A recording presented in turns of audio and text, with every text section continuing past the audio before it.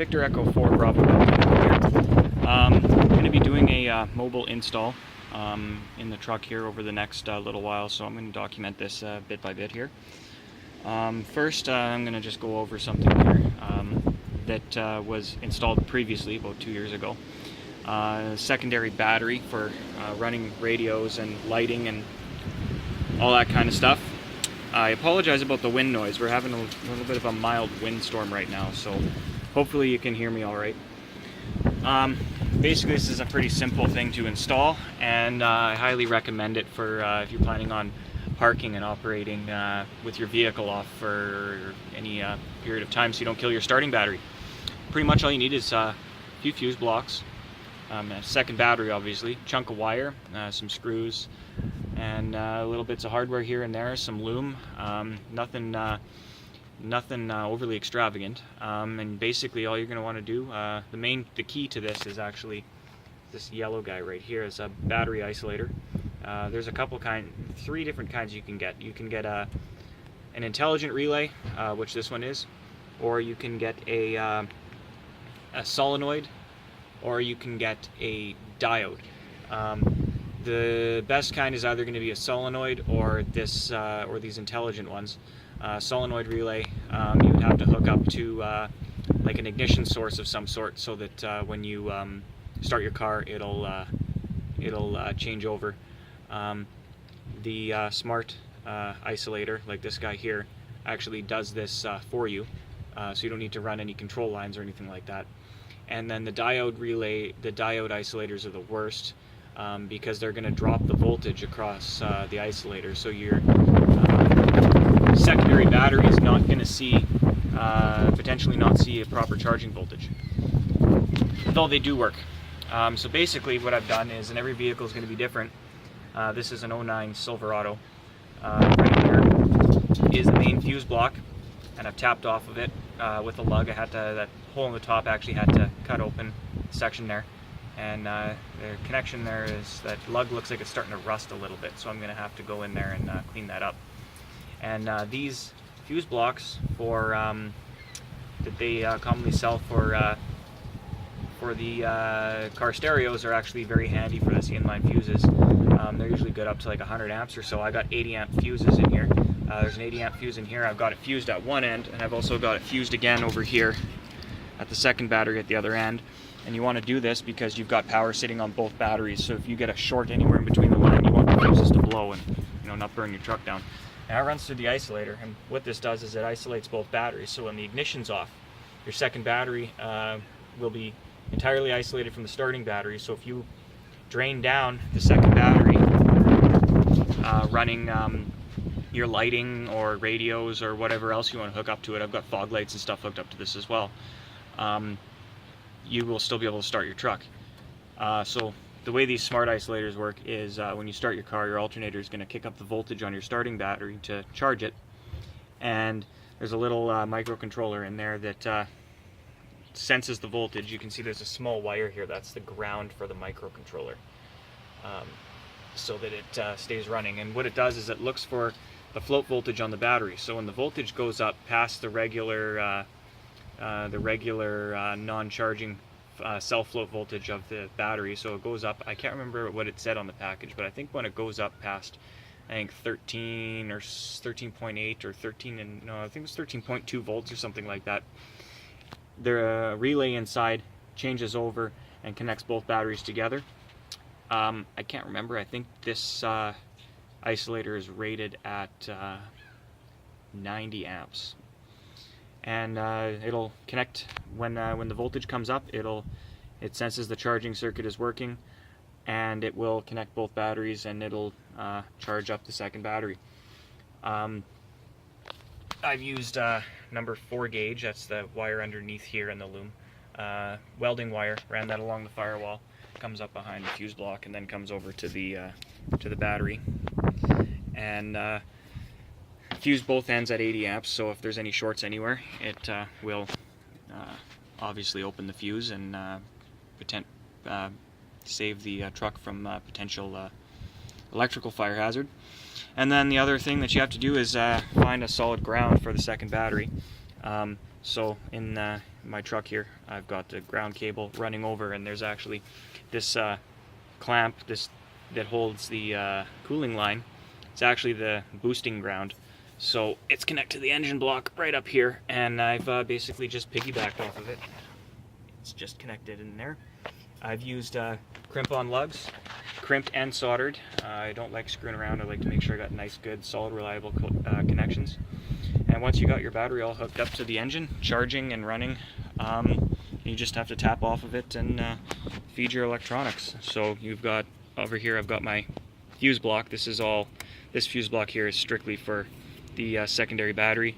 That one was put in more or less for temporary. I'm gonna put in a proper fuse block somewhere, probably up in the back here somewhere, weatherproof one, and clean up some of this little bit of messy wiring. It's actually not too bad, but I want to clean it up a bit and give it a proper enclosure. So on here I've got currently right now the CB radio, which will be coming off of here. That's the 10 amp fuse.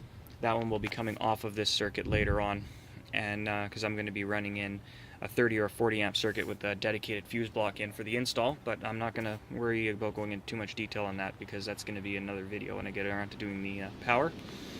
And I've also got this 3 amp here is for voltage gauges, which I'll show you in a moment.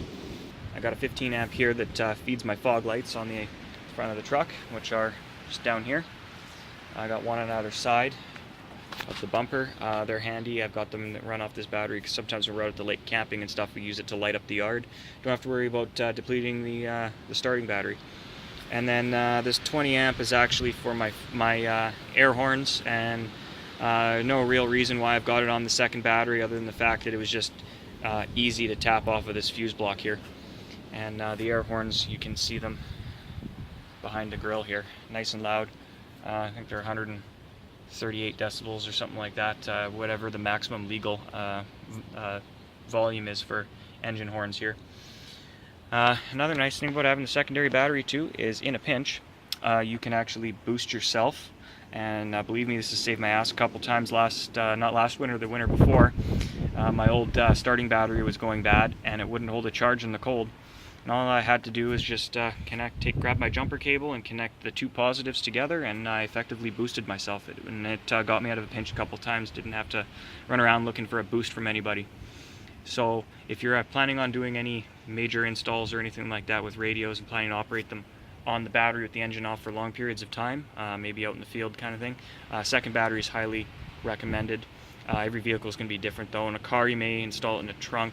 You might need heavier gauge wire though, depending on the length that you have to go for the and draw that you're planning on putting on the batteries for the charging circuit. For your secondary reserve battery, a good idea is to also have a couple voltage gauges. I got one here and one over here. Just cheapo little voltage gauges you can get at like your auto parts store or whatever. They're not very accurate, but they give you a rough idea of where your battery level is sitting when you're operating without the engine running. So basically, I've set them up so that they mirror where the actual batteries are. So the one on the driver's side here, this one is monitoring the voltage on the battery on the driver's side, which is the secondary, the reserve battery. And this one here is the starting battery. They're disabled unless the key is in accessory. The wiring, basically, I mentioned before, there's a small fuse on the fuse block, and that feeds battery voltage from the reserve battery into a relay to this guy here, and that voltage and relay also powers the backlights on the two gauges, which you'll see in a minute. Voltage for this guy here is actually taken. I used one of those fuse tap add a circuit things. It's one of those little mini fuse blocks that plugs into a fuse space on your on one of your fuse blocks, and it has two fuse holders and a wire coming off of it. One fuse holder is for the original circuit that you're tapping into, and the second feeds out to the whatever you're hooking it up to. So in this case, it's the voltage the voltage accessory, the voltage reading for this meter. So when you turn it into accessory, voltage is applied to the meter so the needle swings, and it also feeds the coil on the relay. So that relay actuates and then applies voltage to the needle on this voltage sensor and powers both of the lights. So when you put it into accessory, they light up. You get both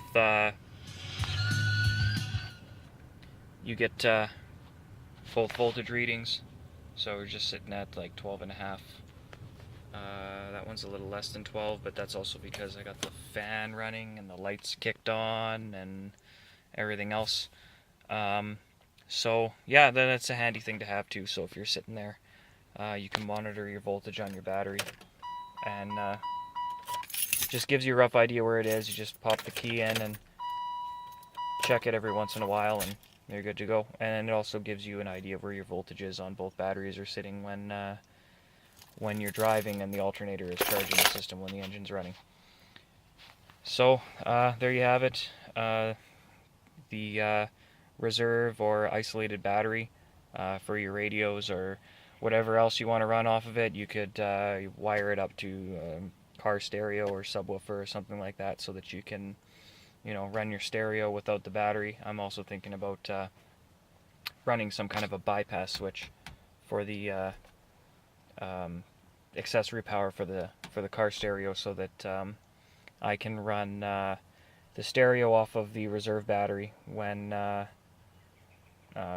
bonfires or something open the door or whatever, and have some tunes playing. But I haven't decided if I want to do that or not yet. So, Victor Echo 4, Bravo Delta Echo, wishing 7 3s and signing off. Have a good night.